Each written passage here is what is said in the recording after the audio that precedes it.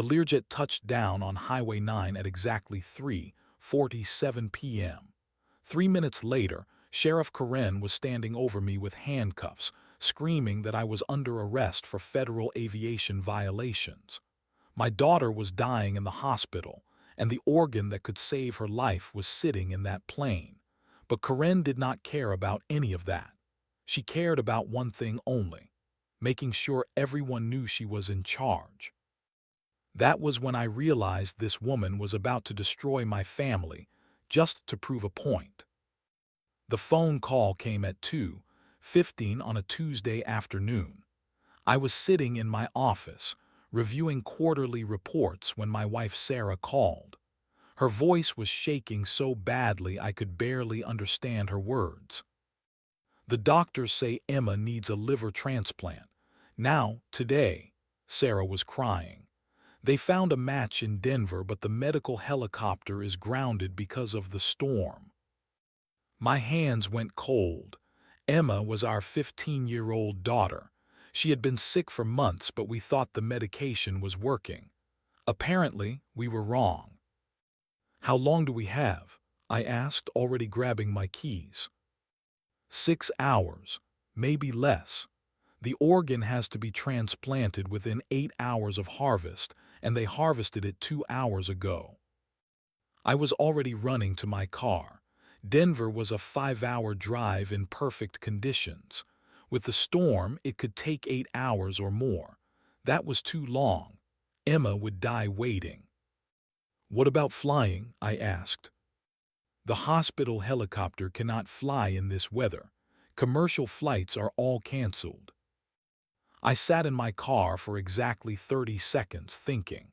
Then I remembered my business partner Jake owned a small Learjet. He used it for client meetings across the state. More importantly, that jet could land on short strips in bad weather. I called Jake. "I need your jet right now. It is life or death." "Take it," he said without hesitation. "I will call the pilot." The pilot, a former military man named Thompson, agreed immediately. "We can be in Denver in 90 minutes, he said. "But coming back, we need somewhere to land close to the hospital. The airport is too far." I looked at the map. Highway 9 ran straight past our regional medical center. It was a wide, flat stretch of road with good sight lines. During off-peak hours, it barely had any traffic. "What about a highway landing?" I asked. "Possible," Thompson said, "but we need official permission to close the road. FAA regulations require local law enforcement approval for emergency highway landings." That was when I made my first call to the sheriff's department. I explained the situation to the desk sergeant. He transferred me to Sheriff Karen immediately. "This is Sheriff Karen speaking." "Sheriff, my name is David Chen. My daughter is dying at Regional Medical Center. She needs an emergency liver transplant, and we have a donor organ in Denver. We need to land a small jet on Highway 9 to get the organ here in time." There was a long pause. Then Karen laughed, actually laughed. "You want me to shut down a state highway so you can land a private jet? Are you out of your mind?" "Sheriff, this is a medical emergency. My daughter will die without this organ." "That sounds like a personal problem, not a law enforcement problem." I felt my chest tighten. "All we need is a temporary road closure, 30 minutes maximum. The highway is barely used during afternoon hours." "Mr. Chen, I do not care if your daughter is the president's daughter. I am not shutting down a public road for your private convenience." The word convenience hit me like a slap. My daughter was dying, and this woman called it convenience. "Sheriff, please, I am begging you. She is 15 years old." "Then you should have planned better medical care for her." I sat in my car, staring at my phone, unable to believe what I had just heard. A law enforcement officer had just told me my dying daughter was my own fault for not planning better medical care. I called back immediately. Sheriff Karen speaking. Sheriff, I think we got disconnected. This is David Chen about the emergency highway landing. We did not get disconnected. I told you no. Sheriff, I understand you have procedures, but this is a life-or-death situation. Can we talk about what paperwork or permissions you need? Her tone shifted. It became colder, more aggressive. Mr. Chen, let me explain something to you. I have been sheriff of this county for 12 years. In that time, I have had every rich person in this county try to bend the rules for their personal benefit. The answer is always no. This is not about money or bending rules. This is about saving a child's life. Rich people always think their problems are more important than everyone else's problems. I had never mentioned money. I had never mentioned being rich. But somehow, Karen had decided this was about wealthy privilege instead of a medical emergency. Sheriff, I am not asking for special treatment. I am asking for the same emergency response any citizen would receive. Any citizen would use proper channels, file the paperwork, follow the procedures. What paperwork, what procedures? We have 4 hours left. That is not my problem. The line went quiet. I could hear her breathing, waiting for me to give up.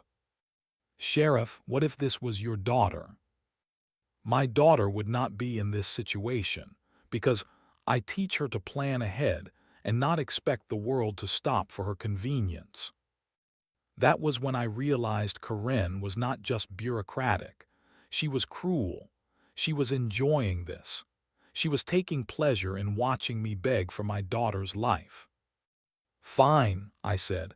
What do I need to do to get official permission? You need a federal aviation exemption, a state highway closure permit, emergency services notification, and liability insurance documentation. How long does that take? 3 to 6 weeks, depending on the season.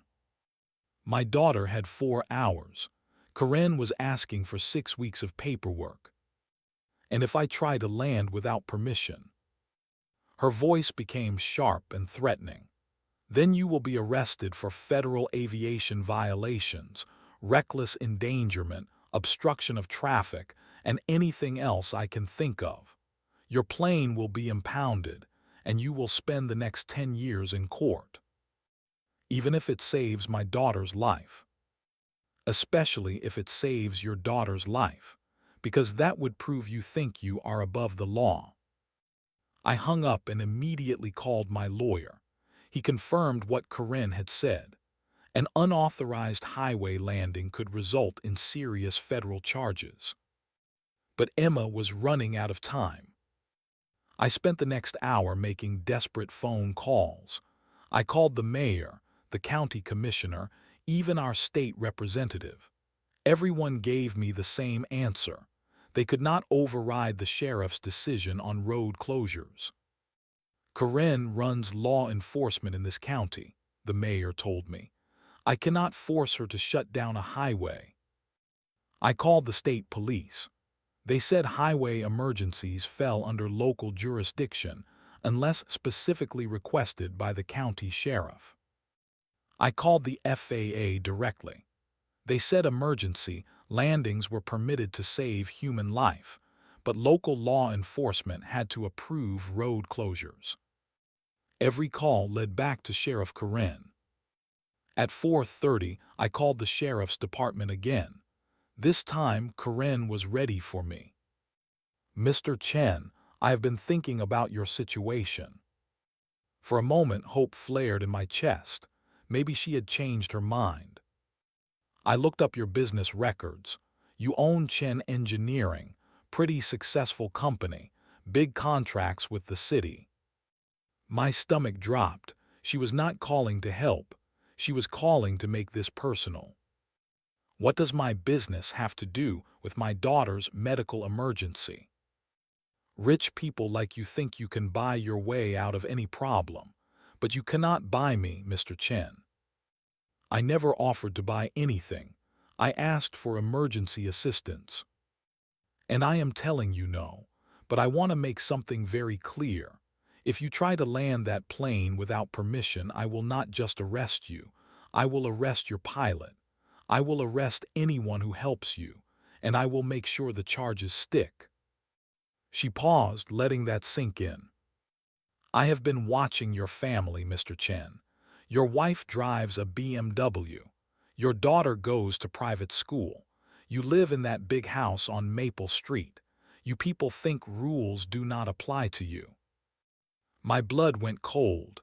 You have been watching my family.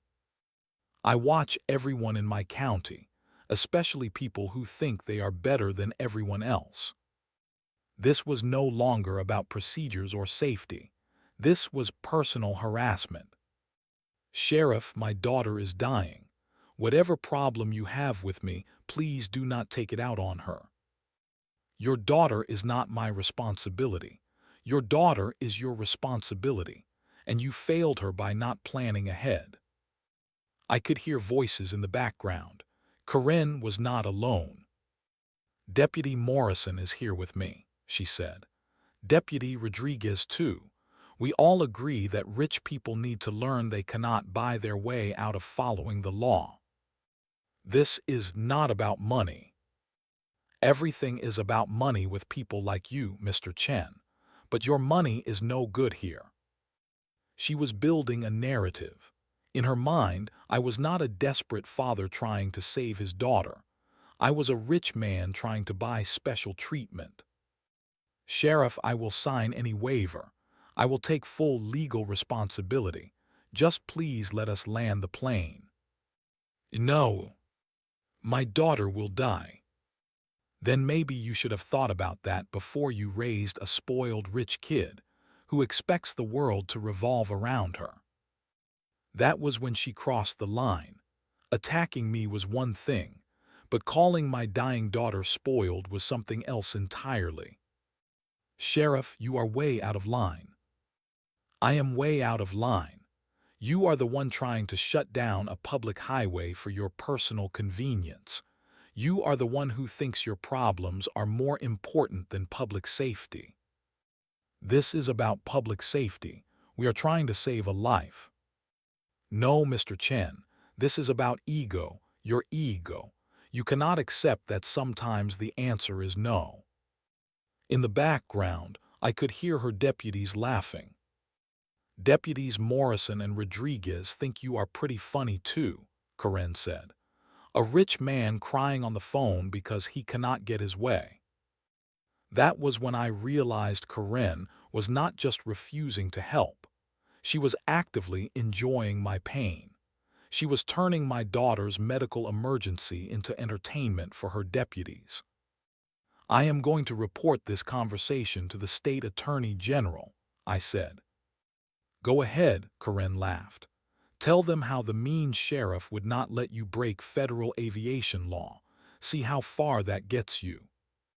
The line went dead.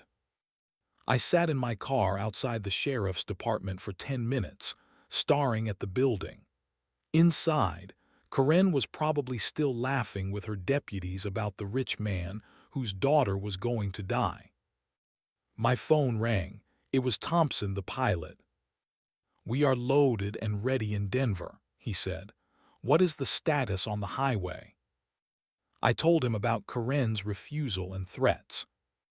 David, I am former military. I have made emergency landings in combat zones. But if local law enforcement is actively hostile, this becomes very complicated. What are the real risks? For the landing itself, minimal. Highway 9 is straight and wide. I can put the jet down there safely. And the legal risks? Thompson was quiet for a long moment. They could arrest all of us, impound the plane, file federal charges. But Emma will die if we do not try. I know. Another pause. David, I have a daughter too. If it was my kid, I would take the risk. Then let us do it. Are you sure? This sheriff sounds like she will throw the book at us. I thought about Emma lying in that hospital bed. I thought about Corinne laughing at my pain. I thought about deputies who found a dying child entertaining. I am sure. Okay, we will be there in 90 minutes. Can you get people to clear the highway? I called my brother Mike, who owned a construction company.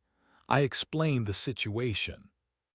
You want me to unofficially block traffic on Highway 9? Just for 30 minutes, park some trucks at both ends, make it look like road work.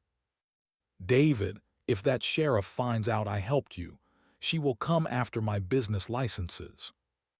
Mike, Emma is dying. I know I am in. I called my neighbor Jim, a retired EMT. I need you to coordinate with the medical team. When that plane lands, we need to move fast. What about the sheriff? Let me worry about Corinne. David, she will arrest you. Probably. And you are okay with that. I looked toward the hospital, where my daughter was waiting for an organ that could save her life. Yes, I am okay with that. We synchronized our timing. Thompson would call when he was 15 minutes out. Mike would position his trucks. Jim would alert the medical team.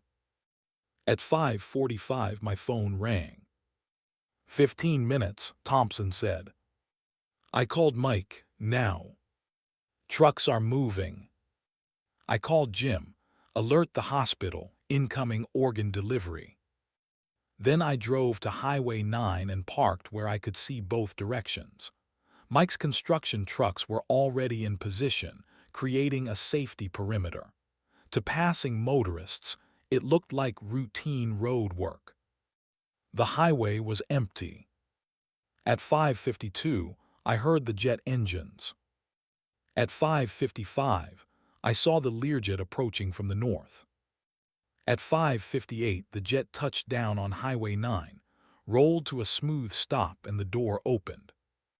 At 6:01, the medical team was loading the organ transport into their vehicle. At 6:03, Sheriff Corinne arrived with 4 squad cars, lights flashing, sirens wailing. She got out of her car and walked straight toward me. David Chen, you are under arrest. Sheriff Corinne approached me with her hand on her weapon. Behind her, 4 deputies spread out in a line.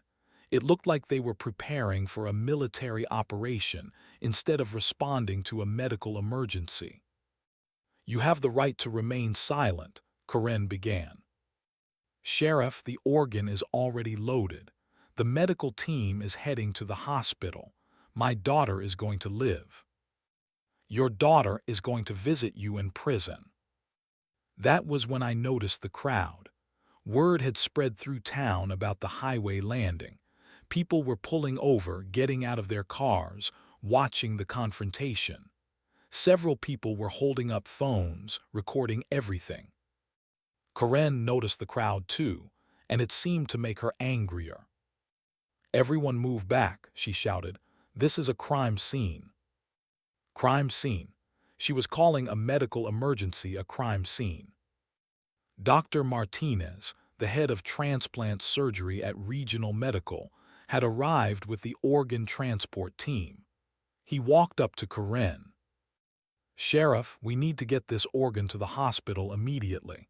Every minute counts. Doctor, this man conducted an illegal landing on a public highway. The organ transport will have to wait until we complete the arrest. Dr. Martinez stared at her.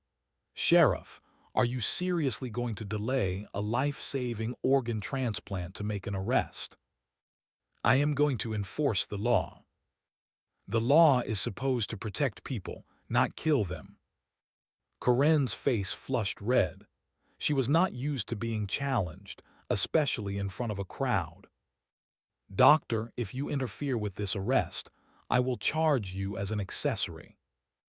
That was when Mrs. Patterson, my next-door neighbor, stepped forward from the crowd. Corinne, have you lost your mind? This man is trying to save his daughter's life. Mrs. Patterson, You need to step back. I have known David Chen for 10 years. He is a good man with a sick child. What is wrong with you?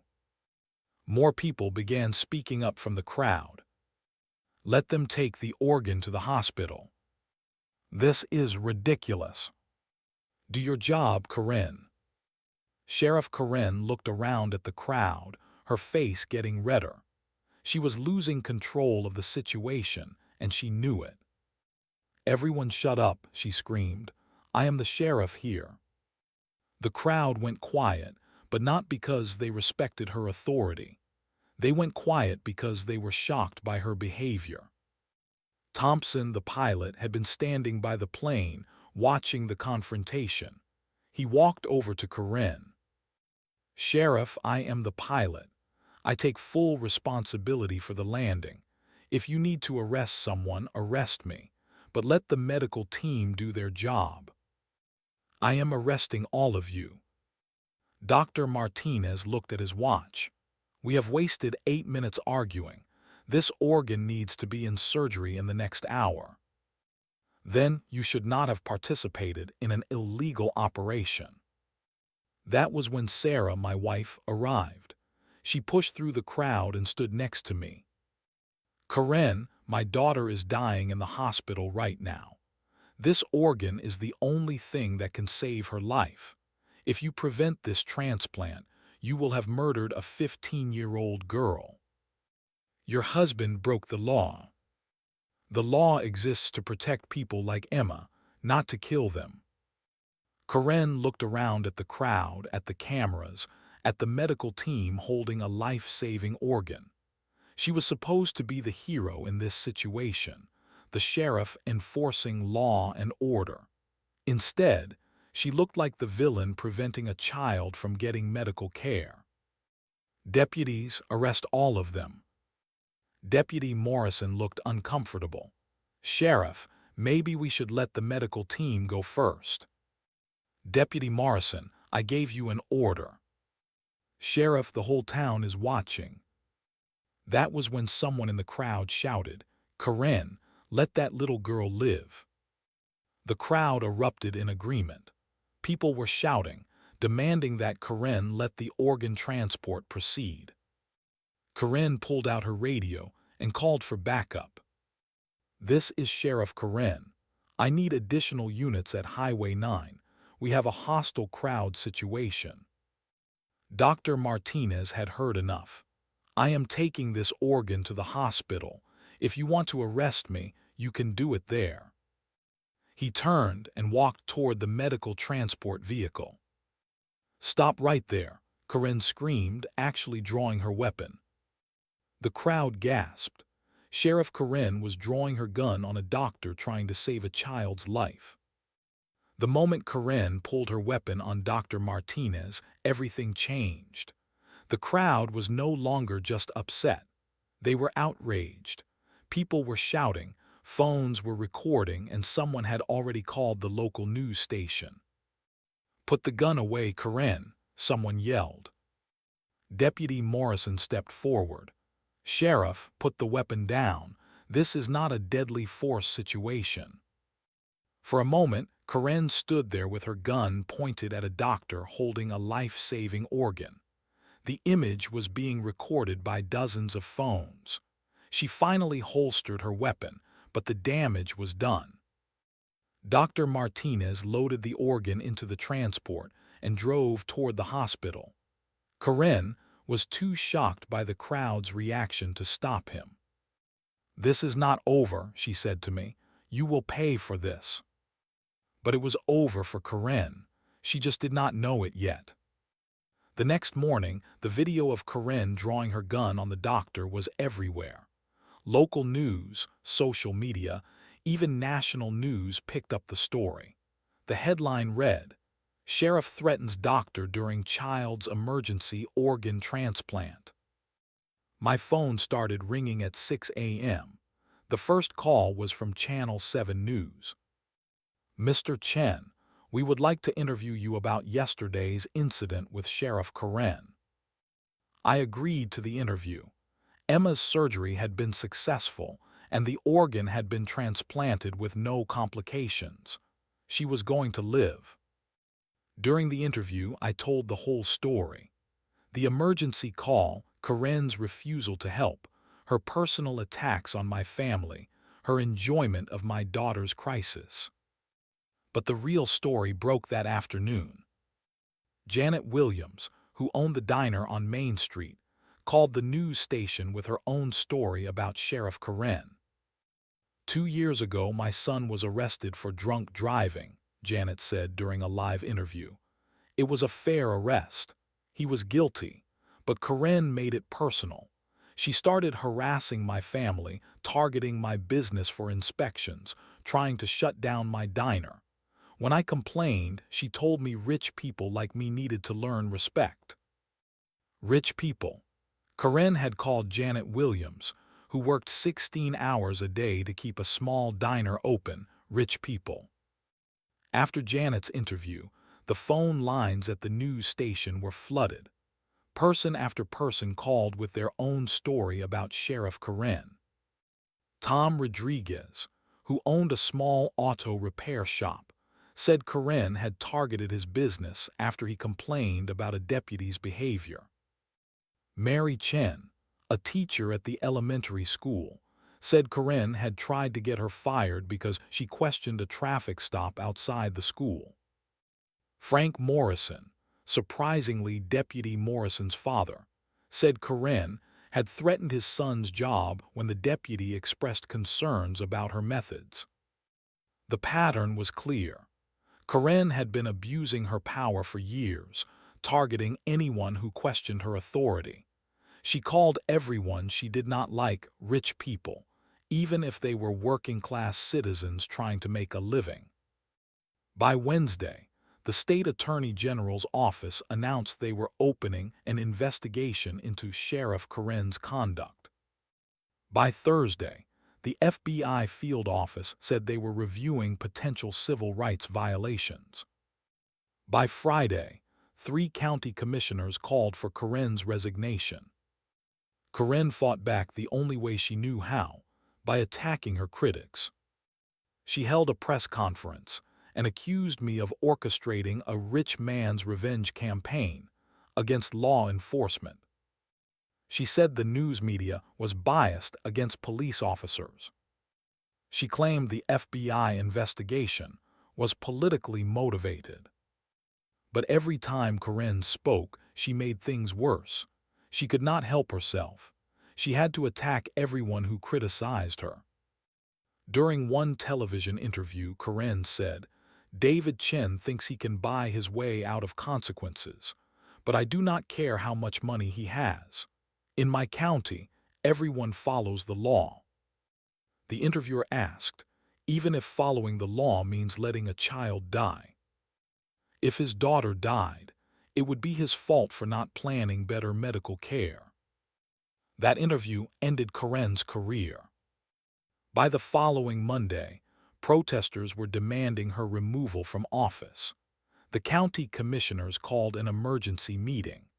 The state attorney general's office said they had received over 200 complaints about Karen's conduct over the past 5 years. The FBI announced they were expanding their investigation to include Karen's entire department. Emma recovered from her surgery and was released from the hospital 2 weeks later. She was going to be fine. Karen was finished.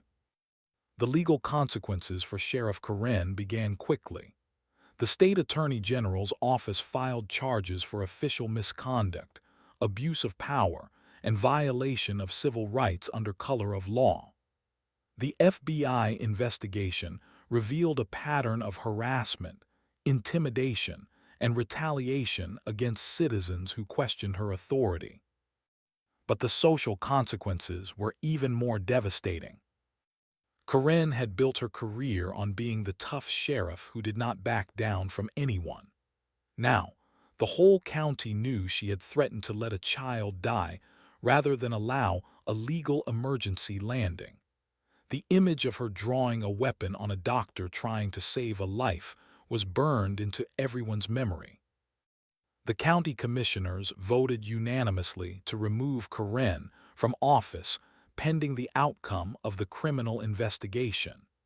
Deputy Morrison was appointed interim sheriff. Karen hired a lawyer and tried to fight the charges. She claimed she was being persecuted for doing her job. She said I had orchestrated a conspiracy against her because she would not give me special treatment. But the evidence was overwhelming. The FBI had found dozens of cases where Karen had abused her power.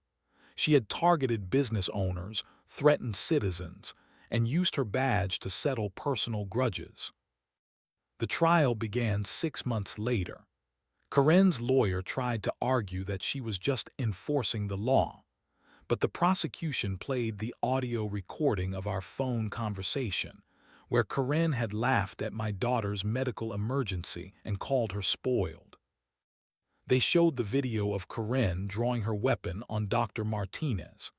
They brought in witness after witness, who testified about Karen's pattern of harassment and abuse. The most damaging testimony came from her own deputies. Deputy Morrison testified that Karen had ordered him to target specific citizens with traffic stops and harassment. Deputy Rodriguez testified that Karen had bragged about making people cry during phone calls. Even Deputy Hayes, who had been Karen's most loyal supporter, testified that she had created a culture of intimidation and retaliation within the department. The jury deliberated for less than 3 hours, guilty on all counts. Karen was sentenced to 5 years in federal prison for civil rights violations and abuse of power. She was also ordered to pay restitution to the dozens of citizens she had harassed. But the real justice came from the community itself. The county hired a new sheriff, Maria Santos, who had spent 20 years with the state police. Her first act was to establish a citizen review board for police complaints. The sheriff's department implemented new policies requiring supervisory approval for all traffic stops and arrests. Deputies were required to complete training on constitutional rights and community policing. Most importantly, the county established an emergency services protocol that prioritized human life over bureaucratic procedures. If someone needed an emergency highway landing to save a life, the sheriff's department would help coordinate it, not obstruct it. Karen tried to appeal her conviction, but the appellate court upheld the verdict. She served 4 years of her 5-year sentence. When she was released, Karen moved to another state. She could never work in law enforcement again. Her conviction made her unemployable in any position of authority. The last I heard, she was working as a security guard at a shopping mall 3 states away. Meanwhile, Emma graduated from high school with honors. She plans to study medicine in college. She wants to become a doctor so she can help people the way Dr. Martinez helped her. Sometimes I think about that day on Highway 9. I think about the choice Karen made to prioritize her ego over a child's life. I think about the choice I made to break an unjust law to save my daughter. Karen chose power. I chose love. In the end, love won. 2 years have passed since that day on Highway 9. Emma is now a healthy 17-year-old who volunteers at the same hospital where she received her transplant. She helps other families navigate medical emergencies and coordinates with the new emergency services protocol the county established. The highway landing site has become something of a local landmark. There is a small memorial plaque that reads, "Sometimes doing the right thing requires breaking the wrong rules." The new sheriff, Maria Santos, has transformed the department's relationship with the community. Crime rates have dropped, citizen complaints have virtually disappeared, and most importantly, the sheriff's department now sees itself as a service organization rather than an enforcement army. The emergency services protocol we helped establish has been used 3 times since then. 2 medical evacuations and 1 emergency landing during a severe storm. In each case, the sheriff's department coordinated with citizens to ensure public safety while prioritizing human life. I often wonder what would have happened if I had given up when Corinne refused to help. Emma would have died, certainly. But beyond that, Corinne would have continued her pattern of abuse unchecked. Other families would have suffered under her tyranny. Sometimes doing the right thing requires accepting personal risk. I could have been arrested, charged with federal crimes, and sent to prison. My business could have been destroyed. My family could have been bankrupted by legal fees. But some things are worth the risk. My daughter's life was worth the risk. More than that, though, I learned something important about how power works in small communities. People like Corinne thrive on the assumption that ordinary citizens will not fight back. They count on our desire to follow rules, avoid conflict, and not make waves. But when ordinary people stand up to bullies with badges, the bullies lose their power. Corinne's authority came from the community's willingness to accept her behavior. When the community withdrew that acceptance, she had nothing left. The phone calls I received after Corinne's arrest were revealing. Dozens of people told me they had wanted to stand up to her for years but were afraid of retaliation. Once one person spoke up, everyone found their courage. That is how change happens. One person takes a risk, and it gives others permission to take risks too. Emma learned the same lesson. She tells people that her transplant taught her 2 things. First, that strangers will risk everything to help you if you need it. And second, that sometimes the people who are supposed to help you will refuse to help you. The difference, she says, is not in their job titles, it is in their hearts. Dr. Martinez, who risked arrest to transport Emma's organ, became a family friend. He says that day taught him that medicine is not just about technical skills. It is about moral courage. If we let bureaucrats kill patients in the name of following procedures, he told me, then we are not healers anymore. We are just highly educated clerks. Thompson, the pilot who landed on Highway 9, still flies for my business partner Jake. He has landed on 3 more highways since then, all with proper authorization from competent authorities who understand that saving lives is more important than following rules. Sometimes I drive past the old sheriff's department building. It looks the same from the outside, but everything inside has changed. The culture of fear and intimidation is gone. The new deputies see themselves as community servants, not occupying soldiers. Corinne's legacy is not the power she wielded, but the reforms her abuse created.